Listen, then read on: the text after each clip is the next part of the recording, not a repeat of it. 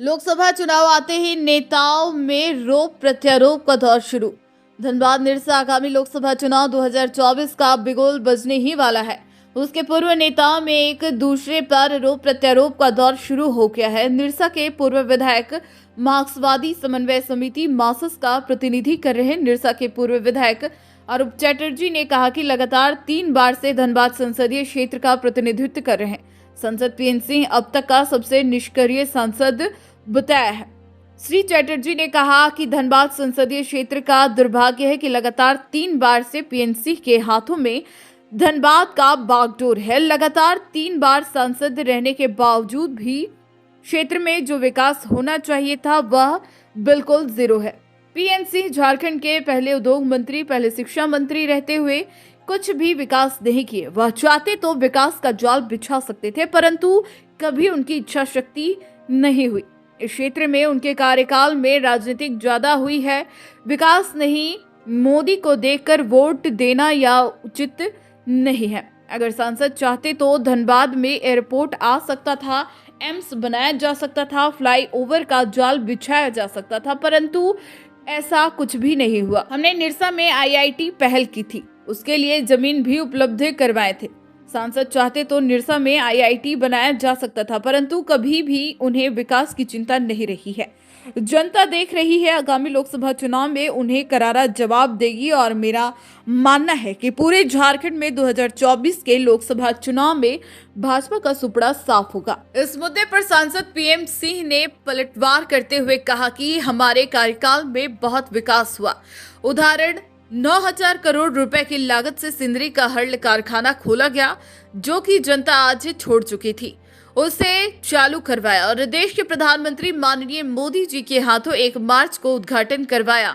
तो जनता देख रही है कि विकास किस कदर धनबाद ही नहीं पूरे देश में हो रही है। वर्तमान में चुनाव का समय है और उनके बातों को तवज्जो देना उचित नहीं है। वहीं जब इस मुद्दे पर हमने निरसा के भाजपा विधायक श्रीमती अपर्णा सेन गुप्ता से पूछा गया तो उन्होंने कटाक्ष करते हुए श्री चैटर्जी को नसीहत दे डाली। कहा कि घमंड में ना रहे, आने वाला समय ही बताएगा किसका जमानत जब्त होगा और किसका सुपड़ा साफ होगा।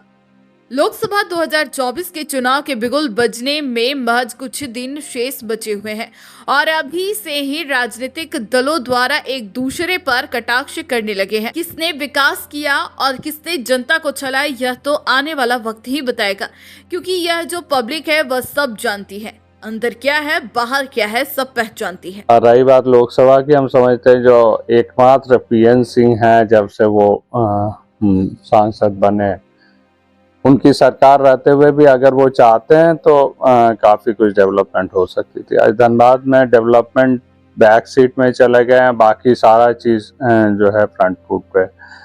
तो राजनीति कम और डेवलपमेंट ज्यादा होना चाहिए। उनका है जो राजनीति ज्यादा और डेवलपमेंट एकदम जीरो किए। आज पहला उद्योग मंत्री, पहला शिक्षा मंत्री पीएन सिंह थे।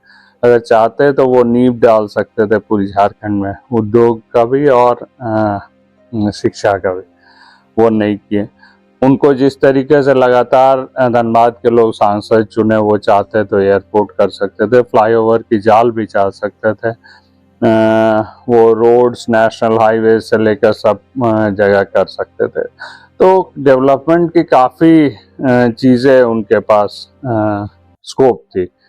आज अच्छे हॉस्पिटल, सेंट्रल हॉस्पिटल, एम्स जैसे हॉस्पिटल को वो ये कर सकते थे। हमने आईआईटी को यहाँ पर निरसा में ज़मीन दिलाया, अगर वो चाहते तो इसको थोड़ा पुश कर सकते थे, लेकिन उसको डेवलपमेंट के प्रति कभी भी इंटरेस्ट नहीं रहा, वो काफ़ी उदासीन रहे। तो हम समझते जो जनता इस बार उतनी मूर्ख नहीं है। जनता देख रही है जो ऐसे सांसद जो कोई काम का नहीं है धनबाद जिला में। अभी इस सब बात छिटाकशी करने का चुनाव के वक्त गारंटी की बात विकास नहीं हुआ या हुआ। झारखंड में 9,000 करोड़ रुपए का एक प्रोजेक्ट कहाँ आया जो हर लाया, जो ये तो कितना 50 बरस या आईआईटी कहाँ बना, मैथन में कैसे उसका एक्सटेंशन का काउंटर बन रहा है। घमंड आदमी का ना घमंड ही खत्म करता है। इसलिए घमंड वाला बात कोई ना करे। आने वाला समय बताएगा। हम घमंड से नहीं बोल रहे हैं, लेकिन आने वाला समय बताएगा कि क्या किसका जमानत जब्त होगा और कौन ऐतिहासिक वोट से जीतेगा। न्यूज ANP के लिए निरसा से संतोष साव की रिपोर्ट।